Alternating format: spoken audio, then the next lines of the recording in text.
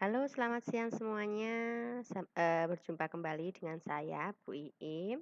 Semoga semua dalam keadaan sehat walafiat. Pada video pembelajaran kali ini, kita akan belajar mengenai materi komposisi tiga fungsi.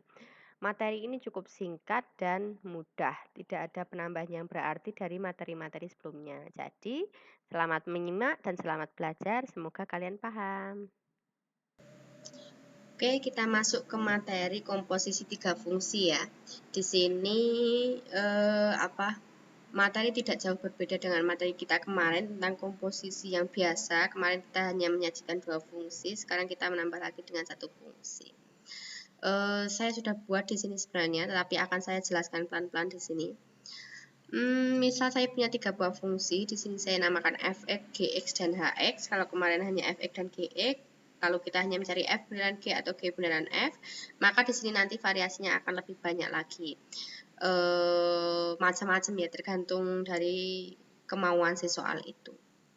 Nah, kita mencoba untuk mencari misalnya bisa F bundaran G bundaran H, atau mungkin dibalik-balik, dicampur-campur juga bisa, atau misal yang hanya melibatkan dua fungsi tapi itu memang komposisi tiga fungsi seperti G bundaran H bundaran G, atau mungkin hanya F bundaran F, itu juga termasuk dalam komposisi tiga fungsi gitu. Nah, tapi saya di sini hanya akan mencontohkan tentang satu macam saja, yaitu F bundaran G bundaran H yang singkat saja. Dari tiga fungsi ini, saya akan mencari F bundaran G bundaran H. Nah, seperti konsep komposisi kemarin yang namanya F bundaran G bundaran H, berarti kita punya F yang dimasuki oleh fungsi H, yang F yang dimasuki oleh fungsi G, yang fungsi G itu sendiri adalah fungsi yang dimasuki oleh H. Oke.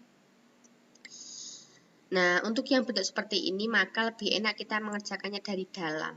Dari yang paling dalam, siapa yang ada di paling dalam kurung yaitu Hx. Nah, Hx di sini adalah X-1. Oke. Kita lihat ke sini sekarang.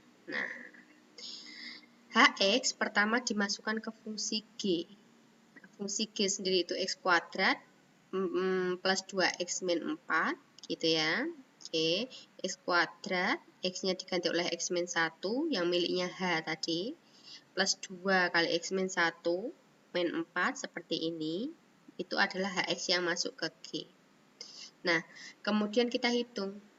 Bagi kalian yang lupa cara menghitung bentuk kuadrat, kalian bisa buka-buka lagi buku SMP, atau mungkin ini sederhananya kita jajar menjadi dua seperti ini. Kita sandingkan. Oke. X min 1 kuadrat berarti X min 1 kali X min 1. Kalau kita kalikan seperti pelangi-pelangi itu ya. Di sini X dikalikan X kalikan min 1, min 1 kalikan X, dan min 1 dikalikan min 1. Seperti itu. 2 dikalikan juga dengan X min 1 akan menjadi 2X, 2 kali min 1 akan menjadi min 2 gitu. Nah, kemudian setelah itu kita kalikan lagi. Ini sudah bentuk yang lebih sederhana. Sudah saya sederhanakan dari perhitungan kuadrat ini. Nah, kalau bingung cara mendapatkannya silahkan kalian bertanya. Nah, di sini ketemu untuk X min 1 kuadrat itu X kuadrat min 2X plus 1.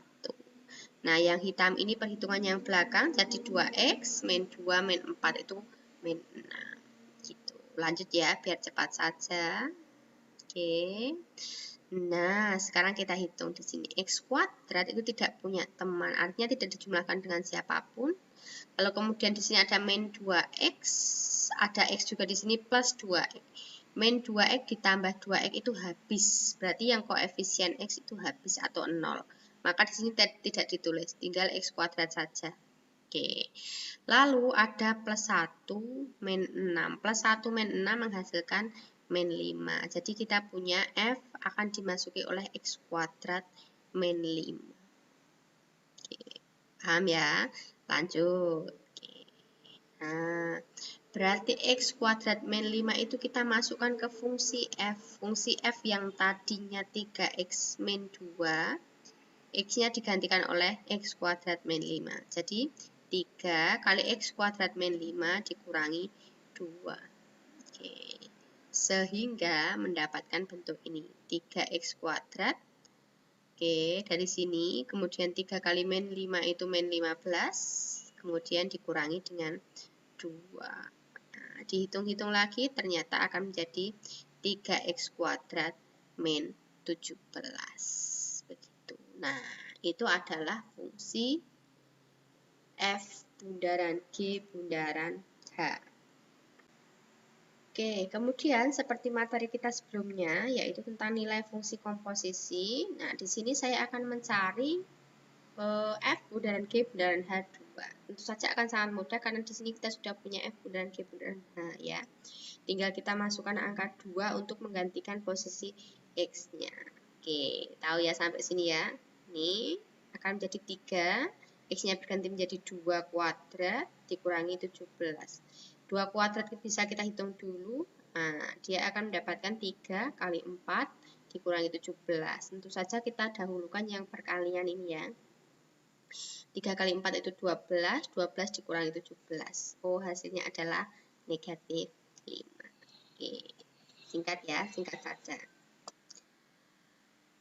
Kemudian, kemarin ini kan kalau kita sudah punya F bundaran G bundaran H, nah kita bisa juga mencari F bundaran G bundaran H2 seandainya kita langsung dihadapkan pada soal seperti ini. Tidak perlu mencari F bundaran G bundaran Hx dulu, tapi langsung kita masukkan angkanya.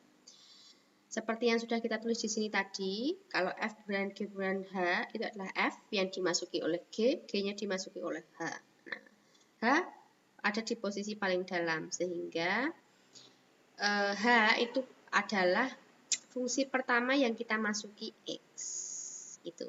Nah, kalau di sini 2, ini, kalau di sini kemudian diganti 2, maka akan menjadi 2-nya masuk ke H terlebih dahulu.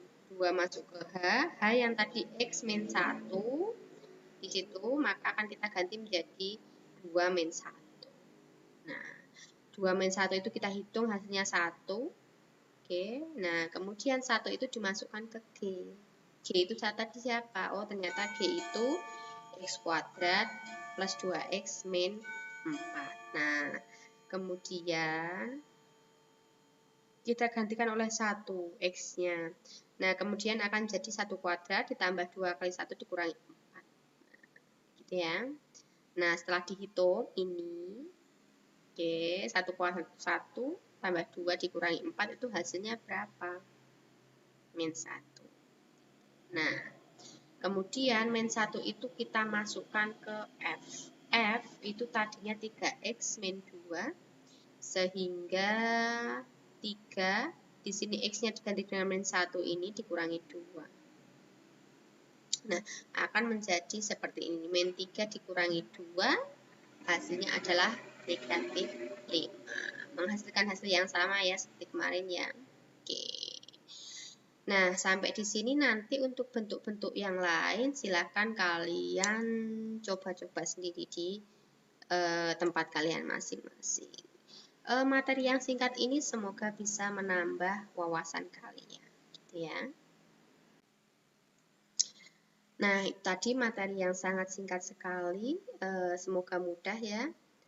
Di pertemuan ke depan kita nanti juga masih akan bahas tentang hal-hal mengenai fungsi komposisi. Jadi jangan lupa untuk tetap jaga kesehatan dan tetap semangat belajar. Sampai jumpa.